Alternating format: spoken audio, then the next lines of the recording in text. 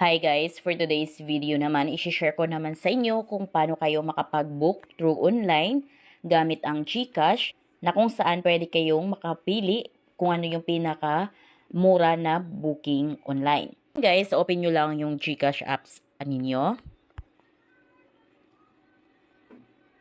Kapag login na tayo, dito makikita na agad natin yung travel. Click lang natin yan.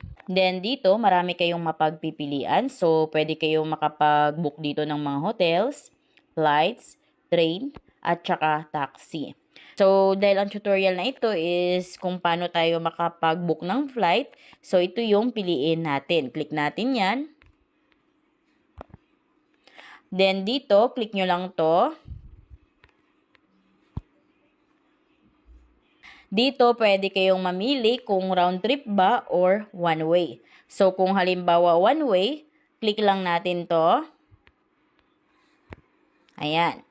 Ngayon, dito, saan nga ba kayo manggagaling? So, click nyo lang to, from. Halimbawa, manggagaling kayo ng Manila. Ayan, enter nyo lang yung Manila, then lalabas na yung Ninoy Aquino International Airport, Manila. Click lang natin yan. Next is sa 2, kung saan kayo pupunta. Halimbawa, pupunta kayo ng Butuan City sa Mindanao. Halimbawa lang. Ayan, pag lumabas yung ganito, BXU, Butuan. So, yan na yung airport ng Butuan City. So, click natin yan. Next is kung kailan. Click natin yan. Ayan, halimbawa is gusto nyo January 27, click natin yan. Ayan, so nalagay na natin yung date na gusto natin. Next is, sa all classes guys, ako lang sa inyo na pwede kayong mamili dito kung economy ba or premium economy or kaya business or first class. So, ang gagawin nyo na lang, all classes na lang para lalabas na dyan lahat kung ano yung pinakamura at pinakamahal. Next naman is kung sino or ano yung sasakay, bata ba or adult. Click natin yan. Dito sa passengers, kung mag-isa lamang kayo is okay na yan, may 1. Pero kung halimbawa may children kayong 2 years old hanggang 11 years old na kasama, so click nyo lang tong plus sign. Then, kung may infant or baby kayong kasama na under ng 2 years old, so, click nyo tong may plus sign. Ngayon, pag okay na, click nyo na itong confirm. Then, click nyo tong search.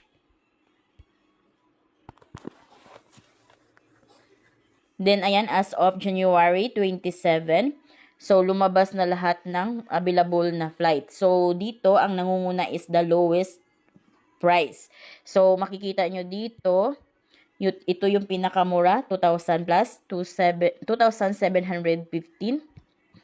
Then, scroll nyo pa baba, makikita nyo dyan na sobrang daming flight kayong mapagpipilian.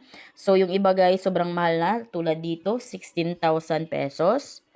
Ayan. Ayan, so scroll nyo lang pababa, andyan na lahat. So, meron ding 14,000, 13,000 pesos. Ayan. So, mamimili na lang kayo dyan kung alin dyan yung gusto nyong i-book. So, halimbawa, itong pinakamura yung pipiliin ninyo. So, ito yung oras niya guys, 5 ng umaga hanggang 6:40 ng umaga. Tapos, makikita nyo din dito kung ilan na lang yung natitirang available. So, halimbawa, gusto nyo na ito. So, click lang natin yan.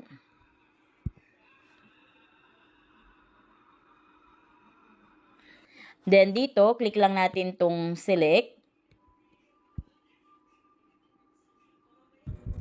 Click natin tong add passengers. Dito, lagay natin yung pangalan at saka yung middle name. Then, the shore name, apelyido ninyo. Next naman is the date of birth. Click natin yan to select. Unahin natin yung date, kung anong date. Yung birthday ninyo. So, huwag kayong magkakamali dito sa details, guys. Next naman is your gender. So, kung kayo ay lalaki, piliin lang natin yung circle ng male. Ayan, next is your nationality. Click natin yan. Halimbawa, Philippines. Ayan. Next is your phone number. So, lagay nyo yung cellphone number ninyo. After nyan, double check nyo yung information na nailagay ninyo. Pag tama na, click nyo na tong save. Ayan, nailagay na natin yung passenger. Ayan. Next naman is the cellphone number for emergency contact information. So, lagay natin yung number. 09. Then, yung email, lagay natin. So, dito sa baba guys, makikita nyo na may add check baggage. So, click nyo lang tong add now. Pag magdagdag kayo ng baggage. So, kung 15 kilos, 876. Pag 20 kilos, 1,006. Ayan. So, nakalagay na dyan bawat ilang kilos kung magkano yung additional na babayaran ninyo. Then, after nyan, click nyo na tong save. Double check nyo ulit yung details kung tama ba. Pag tama naman. Then, select payment na kayo.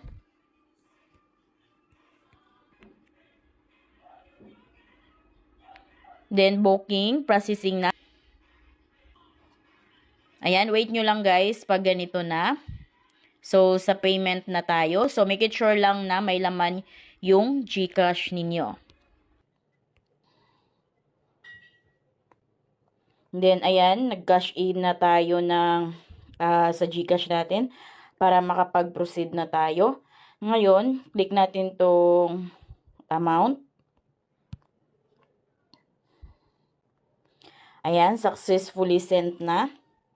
I-screenshot lang natin yung ating payment receipt para lang may reference tayo. Click done. Ayan, nakapag-book na tayo guys. So, makikita natin dito. Upon payment confirmation, tickets will be issued within 24 hours. Once the tickets are issued, booking information will be emailed to sa ating email. Ayan, i-send nila yung ating ticket. Ayun, ang gagawin na lang natin is maghintay na i-email nila yung ating ticket within 24 hours. So, make it sure lang na yung email ninyo is tama para 100% na hindi kayo ma-delay at para walang conflict. Kung kaya double check, triple check nyo yung inyong email na nilagay para matanggap nyo yung inyong ticket. A few inches. Ayan, your flight reservation has been confirmed. So, ito na yung ating booking confirmation. Ayan, andito lahat ng mga details. Then, dito, makikita nyo sa pinakababa guys, ito yung ating kailangan ipaprint para ito na yung ating ticket. So, para i-download ito, click lang natin tong download sign. Ayan. Naka-PDF po yan. Ayan. So, ito na yung ating ticket. So, pwede nyo itong ipaprint. Pero guys, take note na pwede din namang ito screenshot lang natin or kaya dahil nasa cellphone na lang natin ito. So, pwede na natin itong ipakita sa mismong punta natin, pagbiyabiyahin na natin. Ito na yung ating ticket. So, andito na lahat ng information na dapat nyong malaman.